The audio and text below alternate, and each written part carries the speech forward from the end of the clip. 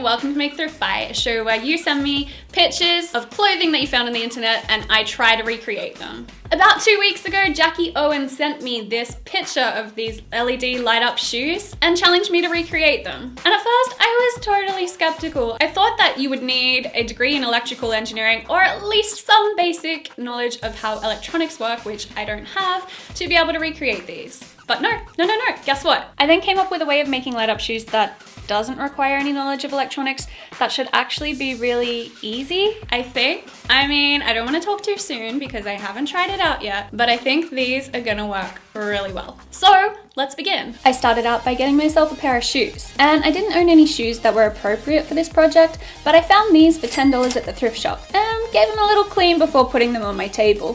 For this project, I chose shoes that are high tops and have a large tongue. The first thing I did was to measure around the circumference of the shoes.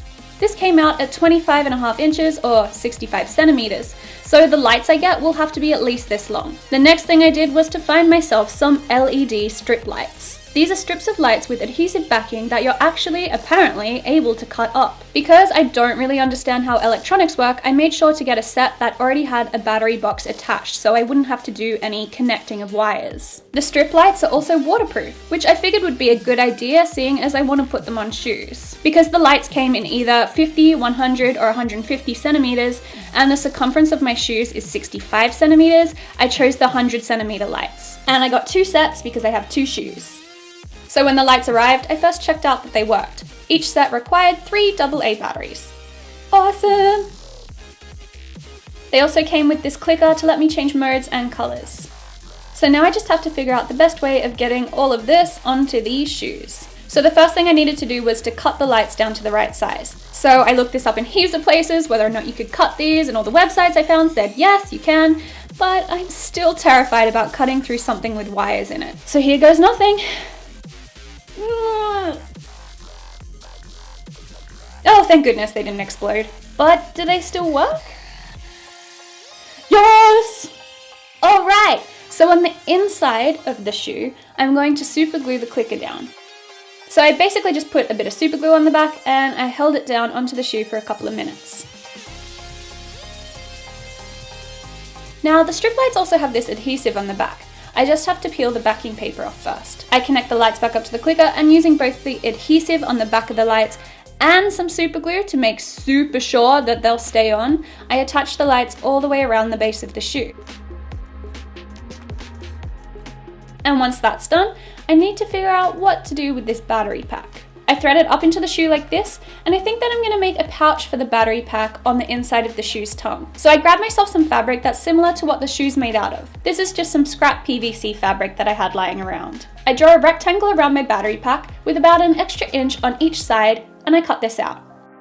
Now I also don't want the battery pack to be uncomfortable while I'm wearing the shoes, so I'm going to put some batting into the inside of the pouch. I use some fabric glue to stick this folded up batting onto the back of the PVC material. Then I place this bit of fabric onto the inside of the shoe's tongue.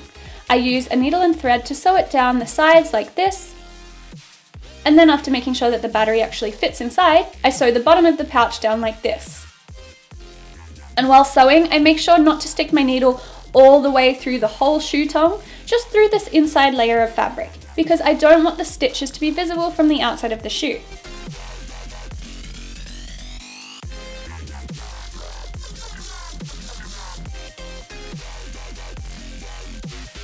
I then make a little closing for the pouch with another small rectangle of PVC, which I attach like this.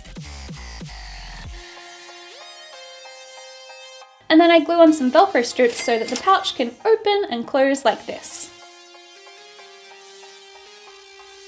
Now I just need to make this wire here a little bit less visible. So basically what I do is to cut out another strip of black PVC, wrap it around the wire, and glue it down onto the shoe. Again, using my good friend super glue. So, do the shoes work?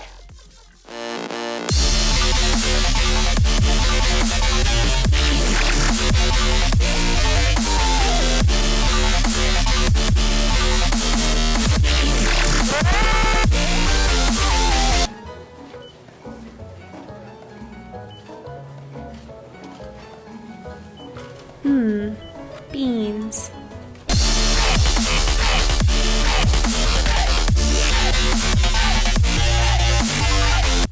my conclusion is a definite make. If you want light up shoes, make these for yourself because it's actually really easy and pretty cheap to do.